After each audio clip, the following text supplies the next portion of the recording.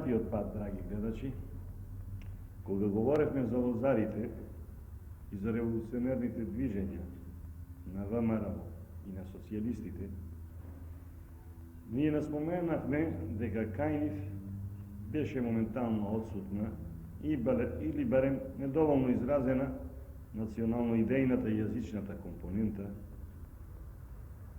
и дека целото нивно тежиште беше фрлено на политичката компонента. Дека по прашањето за македонската националност и за македонскиот литературен јазик немаше баш гласни изјаснувања. Тоа како да се заобликуваше, како да се оставаше, со други зборови, за подобри времења. Крсте Мисирков, пак како што споменавме уште минатиот пат, изразувајќи ги се посилните тенденции на самостојниот македонски развиток, токму тие и во такви услови, се фаќа загуша со тоа прашање, издигајќи го на тој начин прашањето за македонското ослободување и за македонскиот културен и општествен развиток воопшто на дотогаш највисоко ниво. Или уште поточно, на вистинско идеолошко ниво. Сепаратизмот на револуционерната организација, тој го нарече политички сепаратизам, а беше свесен за неговата определена прогресивна улога. Но тоа треба да се направи уште чекор понатаму, пишуваше тој, полемизирајќи до некаде со комитетот. Од таков политички сепаратизам треба да се мине сега кон национален сепаратизам. Толку побарго што веднаш по бојниот пораз во Илинденското востание многу предрасуди кај македонскиот човек беа оттемел расколебани во однос на помошта, например, на соседните држави, особено на Бугарија, на добромерноста на нивната политика и слично. И многу работи станаа појасни, и што се засилија тенденциите на самостојниот развиток, особено долу во масите, во долните класои, како што вели Мисирков. Тој чекор од политички кон национален сепаратизам го прави токму Мисирков. Во предговорот на својата книга за македонските работи, знаејќи ја реалната ситуација, како во Македонија, така и надвор од неа, знаејќи ја состојбата на свеста кај македонската интелигенција и уште други такви работи, тој пишува: мнозина од македонските читачи ќе бидат удивени од појавувањето на таа книга. Некои ќе речат: зашо одцепување од бугарите, кога ние досега сме се велеле бугари, и соединењето, а не расцепувањето прави силата? Други, дека тоа расцепување ќе не натерало да се откажиме од нашиот прв долг, да се бориме за политична слободија, да разрушиме се досега направено и да зафатиме се одново. Дека со подигањето на ова прашање се враќаме 30 и повеќе години назад. Кое е тоа време од пред 30 години што го имам тогаш предвид Мисирков кога го говори ова? Тоа се всушност годините пред екзархијата, 60-тите, па и 70-тите до некаде, кога прашањето за македонскиот јазик и за македонската националност почна на вистина се појасно да се поставува.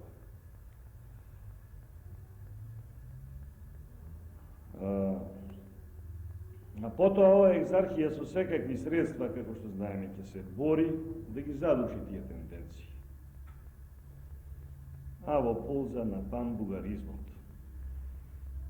И негирајќи сега Мисирков оправданоста на таквите очекувани приговори, пишува дека тој говори за одцепување навод од тие што сме веќе одцепени, тука мисли на бугарите, и со кои никој пат не ќе ни позволат да се соединиме, а за соединување со тие со кои сме морално задолжени да се соединиме.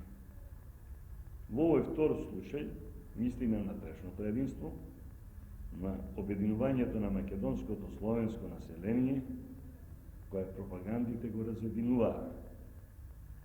За него најважно е тоа, внатрешното единство, внатрешното соединување на македонското население под едно македонско национално знаме и со еден македонски литературен јазик. Јас сум македонец, пишува тој во својата книга. И интересите на мојата таткоина ми се представуваат малку поинаку. Само енергична борба со тие три држави, мисли на соседните, од каде што доаѓа пропагандите и делењето на македонското население, ќе избави од погубување нашата таткоина. Време е да отфрлиме од очите наши мрежите што ни кладоа националните и верски пропаганди во Македонија. Нешто понатаму во друг дел од книгата, одговарајќи пак на забелешките дека сега не му било времето да се подига прашањето за националноста на македонците, пишува дека игнорирањето на тоа прашање, со игнорирањето на тоа прашање, ние не правиме ни чекор напред, зашто ако го игнорираме ние, тоа не значи дека го игнорираат и другите. Ако значи разгледаме тоа прашање, ние не се враќаме назад, а одиме напред, сознајќи неговата важност. И додава, сушност визионерски, многу пати тоа го истакнуваме ние кога говориме за него. Вистина со националното прашање, ние ќе се занимаваме 20-30 години, но кривината за тоа лежи во нашите предшественици, кои не сознаа сета негова важност и не го кладоа да здрејат. Што се однесува до јазикот пак, Мисирков истакнува дека е тоа едно од најважните прашања во разрешавањето на македонското прашање. Да имаше меѓу словените во Македонија национално, јазично и религиозно единство, македонското прашање ќе беше досега наполу решено. И обратно, без едно такво единство, тоа прашање и не може да се реши. Тоест, само на политички план не може да се постигне неговото вистинско решение. Значи, дури кога би се извојувала бараната автономија, таа не би представувала вистинско решение, ако остане само како политичко, а не и национално јазично решение. Завршувајќи го својот предговор кон книгата, тој речиси со подигнат тон и категорички се изјаснува. Како последувач на идејата за полно одделање на нашите интереси од интересите на балканските народи и за самостојно културно-национално развијање, јас и ја написав, мисли на оваа книга, на централното македонско наречје, кое за мене од сега натамо имат да биде литературен македонски јазик. До 1910 година Мисирков, покрај книгата за македонските работи, има објавено во некои руски и бугарски листови на соодветен јазик, се разбира, тоест на руски и на бугарски, и други своји работи. Меѓутоа, како негово животно дело си останува токму таа книга. Во неја е теоретски разработено прашањето за настанувањето и за карактерот на македонската нација, а исто така теоретски и практички е решено прашањето за македонскиот литературен јазик и за правописот на тој јазик. Начинот на кој ги разгледува овие прашања и сознанијата до кои при тоа има дојдено се речиси на нивото на современата, на денешната наша наука.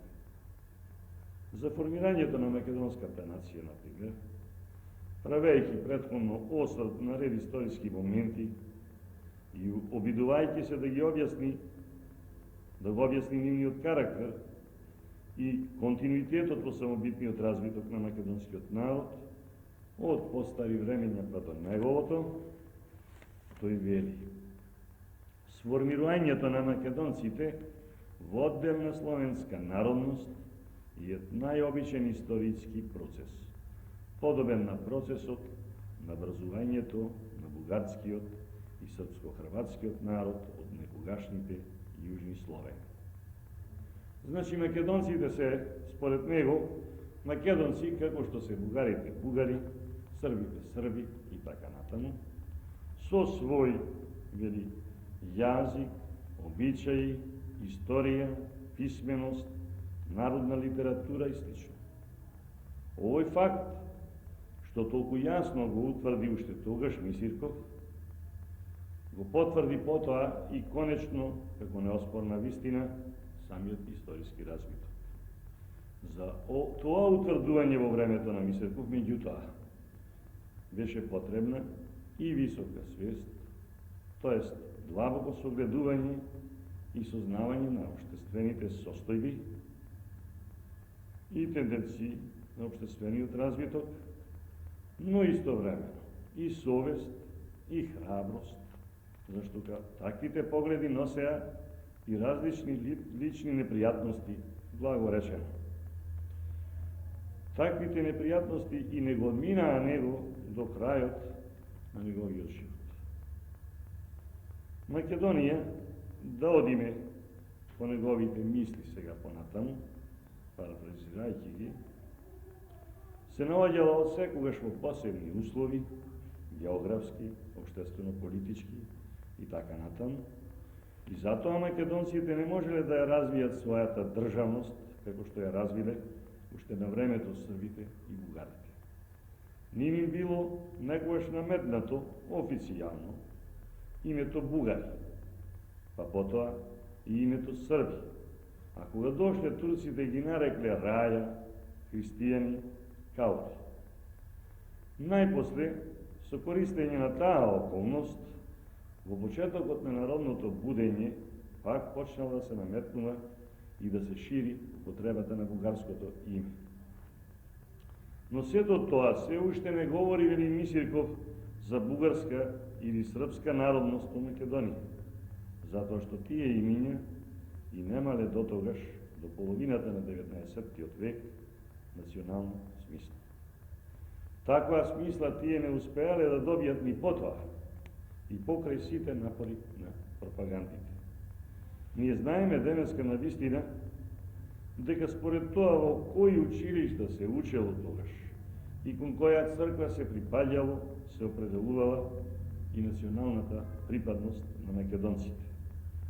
Таа определба во народот меѓутоа сепак не се сваќала како национална, туку повеќе како политичка и партиска. Зашто во обичниот и секојдневен јазик се говорело за припадност кон бугарската, српската или грчката наводно партија, а не народност на овие или оние македонци што биле на некој начин поврзани со пропагандите. Националната свест на македонецот, доколку се развивала вистински, во вистинската смисла била национална. Се развивала како национално македонска. Но ако човек гледа така на тоа прашање, размислува Мисирков, и ако се чувствува како македонец, тогаш во што ќе се пројави тоа негово гледиште и чувство, и одговара на ова прашање што го поставува самиот. Во милоста кон се што е народно и на прво место во милоста кон народниот јазик. Да се откажи еден народ од својот јазик, се вели, да се откажи он и од сам себе и своите интереси. Се вели, да престани да гледат на себе со своји очи, да суди за себе и за друзите со својот ум и разум, а да чекат укажање за се од страна. Еден народ кој што изгубил својот јазик, мјасот на еден човек кој што изгубил патот и не знае од кај идит и кај одит. И кој што не знае зашто одит вамо, а не онамо или тамо. Затоа ние треба, според него, да го сакаме својот јазик. Тоа е наш долг и наше право, милители.